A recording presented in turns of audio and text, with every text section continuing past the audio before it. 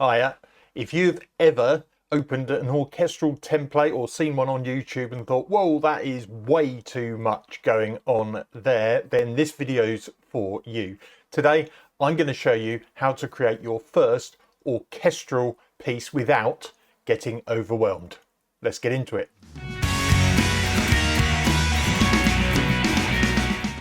Okay, so I'm going to do this in real time for you, so apologies for any ums and ers that creep into this conversation.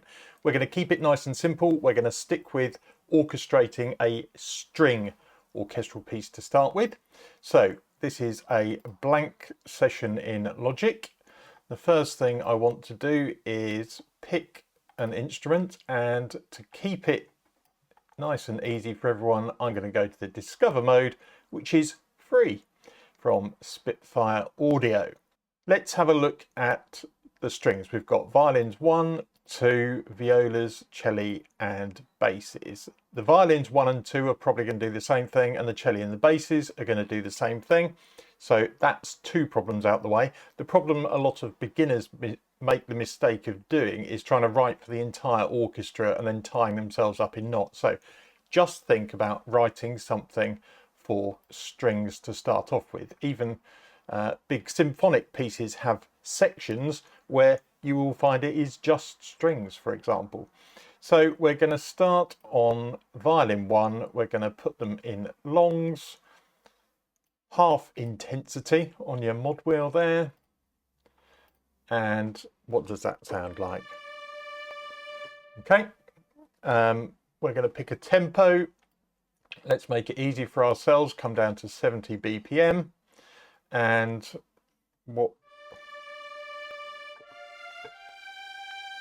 let's do something stepwise. So that means not jumping all over the place. We're just going to walk up and down for a melody. Let's do it in D minor.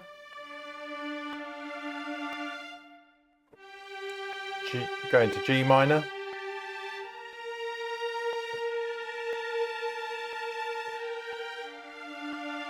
Something like that. So those chords would have been D minor, G minor and B flat back to D minor. Let's get that recorded in. We're going to start a bar in just so we can leave a bar in case we need to send any MIDI information first, and let's just come up with a melody.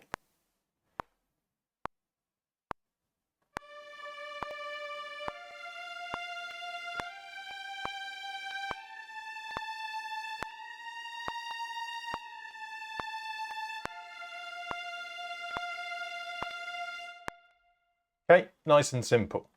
Let's put some sort of bass underneath that. So I'm just going to duplicate that track, and we're going to jump straight over to the celli.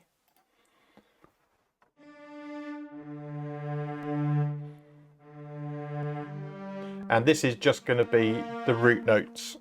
So D, G, B flat, D. Let's put that in.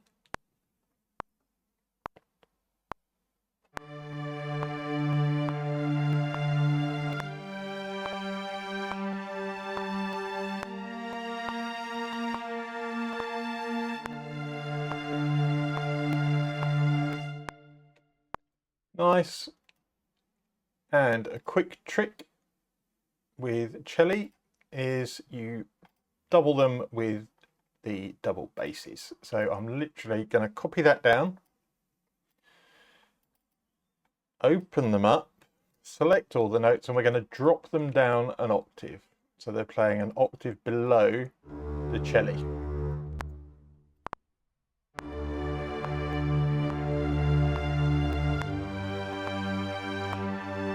Okay, sounding good. We are going to also add violin 2s to the melody. Again, we don't want them super strong to start with.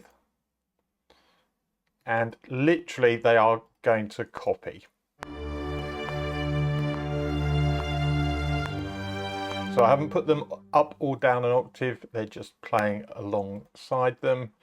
And the missing piece in the middle is going to be our violas. So these are going to play below the melody. They're going to play a sort of harmony part. So thinking about the chords, something like that.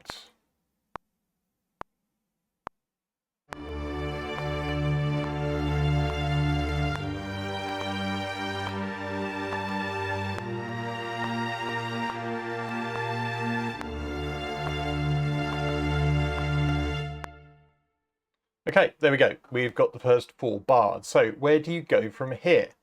And one thing you can do is do a slight variation on that melody, for example. So we're going to keep violas, celli and bass the same. And I'm going to write a slight variation at the end, perhaps. Might go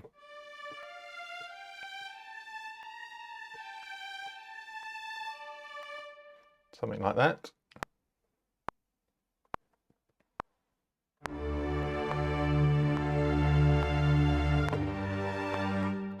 Mess that up.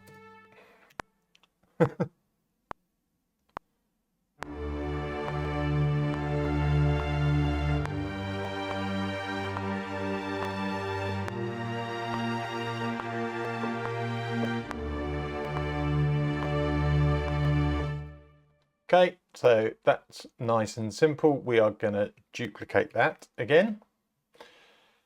Okay, now you've got your first 2 sections. Repeat the first one. So grab everything there. But we're going to take the violins 1 up an octave and leave violin 2 on their own there. So this is going to build intensity.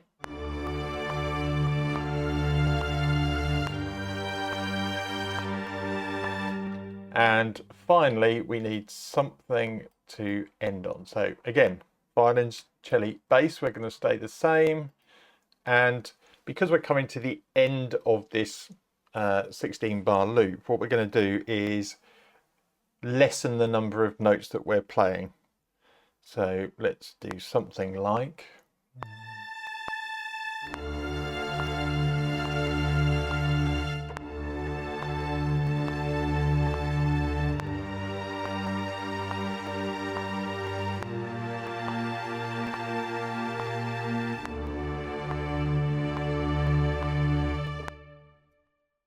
Okay, drop that down. Remember to put those up the octave. So transpose 12 semitones.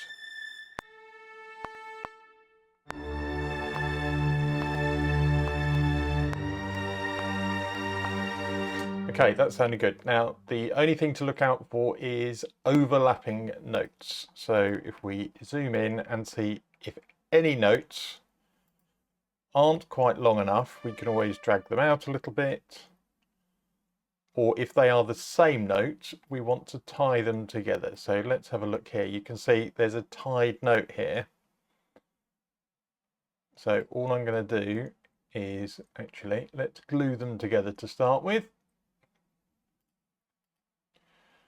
There we go. And then we can go in, we can get rid of that one. We can extend that note, otherwise it's going to sound a little bit weird. We're going to have to do the same with these. In fact, all of these are going to need to be linked, because when you look in here, we've got quite a few tied notes. Get rid of the second, extend the first.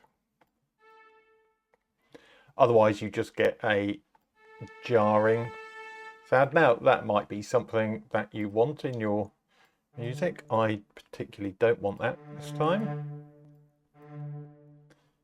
So there we go. And finally that one there. And the basses. So we're not doing anything complicated with spiccatos, legatos. What I might do is change these articulations here.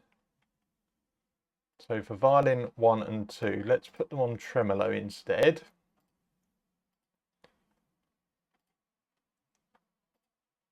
Okay, what's that sounding like?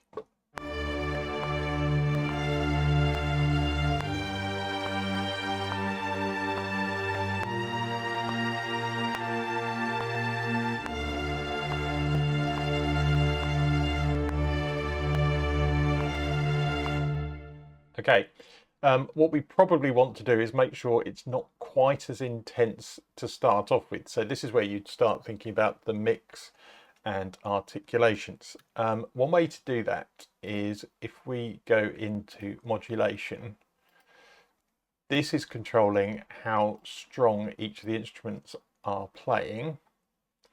So if we have it slowly build up in the second half, and then we'll build right up at the end, and then we'll have them come down in volume there. We can do the same here, not volume, you want modulation.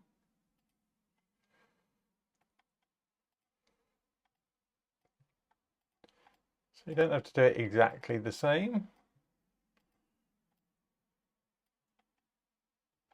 but we're going to have the drop off at the end as well. Now you could play this in with a controller. That's the normal way I would play it in, but let's just keep things simple. So the violas, we don't want to do too much with these. We'll keep them fairly quiet and build up towards the end. In fact, the last couple of things I'm thinking of doing is maybe we'll slow everything down at the end as well. So I really don't want too much going on with the cellis and the basses because they're holding the whole thing together. Here we go, basses, modulation, there we go.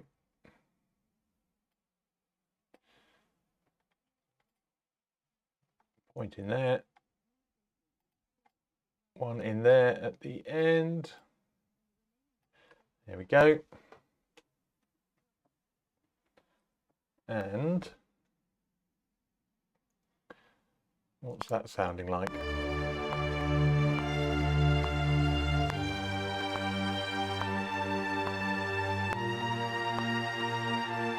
Let's just check the ending.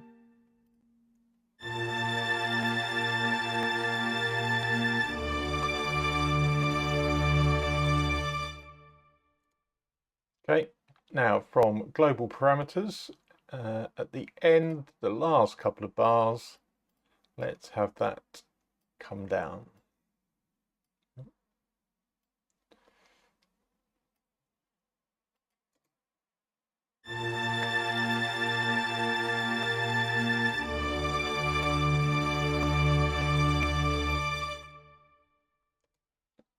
Okay, nice, there we go.